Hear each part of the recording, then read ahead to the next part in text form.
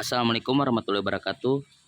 Baik, di sini saya akan menjelaskan tentang kertas kerja pemeriksaan atau bisa dibilang audit working papers.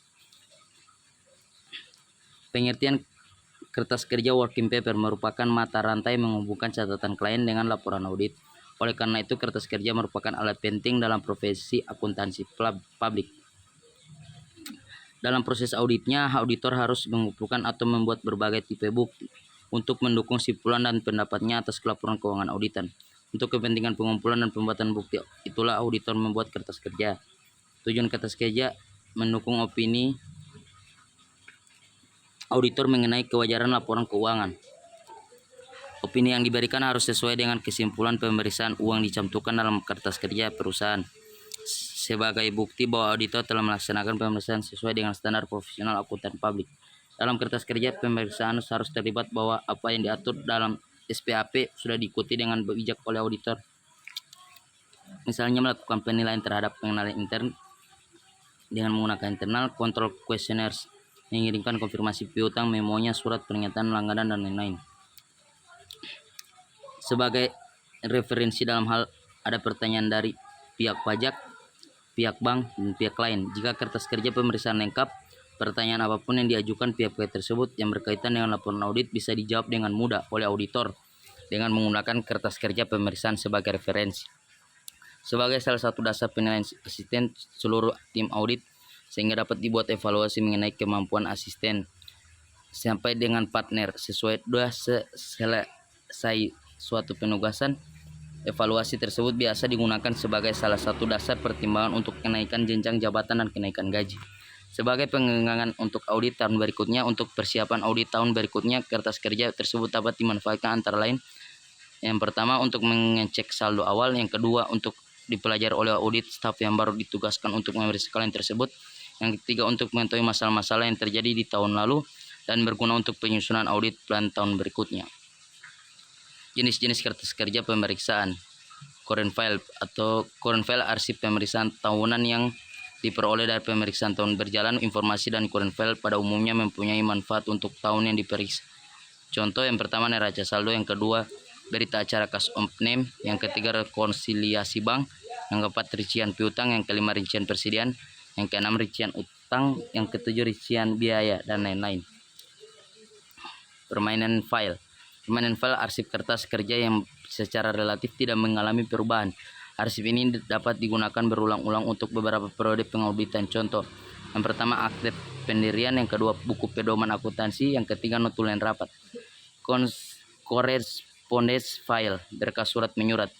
Correspondence file, kertas kerja dari hasil konversi dengan klien.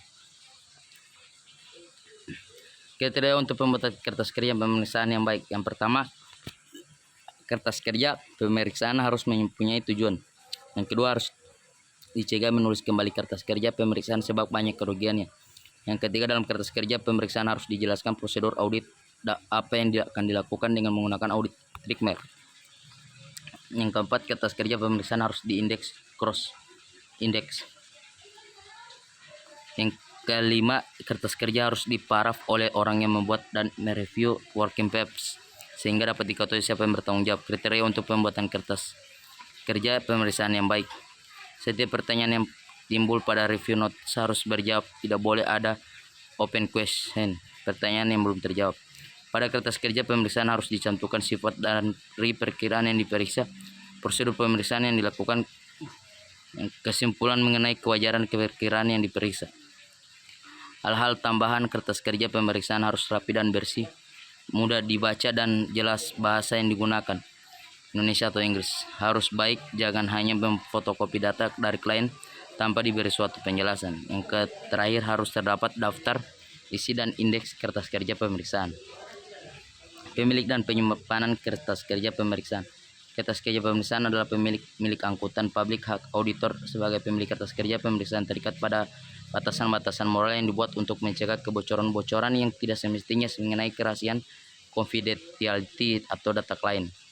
Walaupun sebagai kertas kerja akuntan publik dapat digunakan sebagai sumber referensi bagi kliennya, namun kertas kerja pemeriksaan tersebut tidak dapat dianggap sebagai bagian atau pengganti dari catatan akuntansi klien tersebut. Yang ketiga, bila ada pihak lain yang ingin meminjam atau mereview kertas kerja pemeriksaan, baru bisa diberikan atas persetujuan tertulis dari klien yang bersangkutan. Sebaiknya hanya bagian yang diperlukan saja yang dipinjamkan atau diperlihatkan. Yang keempat, akuntan publik harus mengambil langkah-langkah yang tepat untuk keamanan kertas kerja pemeriksaannya dan menyimpan kertas kerja tersebut sesuai dengan peraturan pemerintah yang berlaku minimal 5 tahun.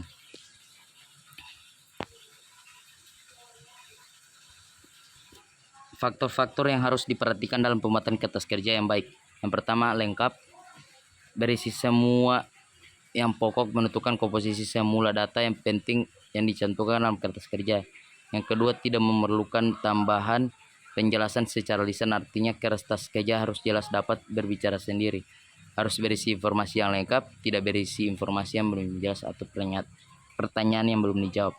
Yang kedua, teliti. Dalam pembuatan kerja, akuntan harus memperlihatkan ketelitian dan penulisan dan perhitungan sehingga kertas kerja bebas dari kesalahan tulis dan perhitungan. Yang ketiga, ringkas. Kertas kerja harus dibatasi pada informasi yang pokok saja yang relevan dengan tujuan pemeriksaan yang dilakukan serta disajikan dengan ringkas untuk menghindari rincian-rincian yang tidak perlu. Analisis yang diperlukan oleh seorang akuntan harus merupakan peringkasan dan penafsiran data dan bukan hanya merupakan penyalinan catatan klien ke dalam kertas kerja. Yang keempat, jelas. Kejelasan dalam informasi kepada pihak-pihak yang akan memeriksa kertas kerja perlu diusahakan oleh akuntan. Pengguna ini istilah yang menimbulkan arti ganda perlu dihindari. Menyajikan informasi secara sistematis perlu dilakukan. Yang kelima, kerapian dalam pembuatan kertas kerja dan keteraturan penyusunan kertas kerja akan membantu akuntan senior dalam menelaah hasil pekerjaan stafnya serta memudahkan memperoleh informasi dari kertas kerja tersebut. Tipe kertas kerja yang pertama, program pemeriksaan, merupakan daftar prosedur pemeriksaan untuk struktur rinci untuk mengumpulkan tipe bukti tertentu yang harus diperoleh pada saat tertentu dalam pemeriksaan. Yang kedua, Word Trial Balance, suatu daftar yang berisi saldo rekening buku pada akhir tahun pemeriksaan dan pada akhir tahun sebelumnya, kolom-kolom adjustment dan pengulangan kembali yang diusulkan oleh akuntan serta saldo-saldo yang telah dikoreksi akuntan yang akan nampak dalam laporan keuangan yang telah diperiksa akuntan. Ringkasan jurnal adjustment. Dalam proses pemeriksaannya, akuntan mungkin menjumpai kesalahan-kesalahan dalam laporan keuangan dan catatan-catatan akuntan ke lainnya. Untuk memperbaiki, membuat draft jurnal adjustment yang nantinya akan dibicarakan dengan kliennya, dan disampingkan itu akuntan membuat pengulangan kembali untuk unsur yang tidak, meskipun tidak salah dicatat oleh klien, tetapi demi kepentingan penyajian laporan keuangan yang wajar harus digolongkan kembali. Yang keempat, daftar utama adalah kertas kerja yang digunakan untuk meringkas informasi yang dicatat dalam daftar pendukung untuk rekening yang berhubungan. Ini digunakan untuk menggabungkan rekening buku besar yang sejenis. Jumlah saldonya akan dicantumkan dalam laporan keuangan dalam satu jumlah. Yang kelima, daftar pendukung. Dalam daftar pendukung ini harus mencantumkan pekerjaan yang telah dilakukan oleh akuntan dalam memverifikasi dan menganalisis unsur-unsur yang telah dicantumkan daftar tersebut. Metode verifikasi penggunaan pertanyaan yang ditimbul dalam pemeriksaan serta jawaban atas pertanyaan tersebut. Susunan kertas kerja. Dalam yang pertama, draft laporan audit. Yang kedua, laporan keuangan audit. Dan yang ketiga, ringkasan informasi bagi reviewer. Yang keempat, program audit. Yang kelima, laporan keuangan atau lembar kerja yang dibuat oleh klien. Yang keenam, ringkasan jurnal adjustment, working trial balance. Yang ke-8, schedule utama. Yang ke-9, schedule pendukung, working balance sheet. Berikut gambar working balance sheet, yang dimana di situ ada harta lancar, kas dan bank, piutang, persediaan, biaya di barang muka, dan lain-lain. Berikut gambar working profit and loss, yang dimana keterangannya ada penjualan, harga pokok penjualan, persediaan awal, pembelian bersih, barang tersedia untuk dijual, persediaan akhir, harga pokok penjualan, laba kotor, dan lain-lain.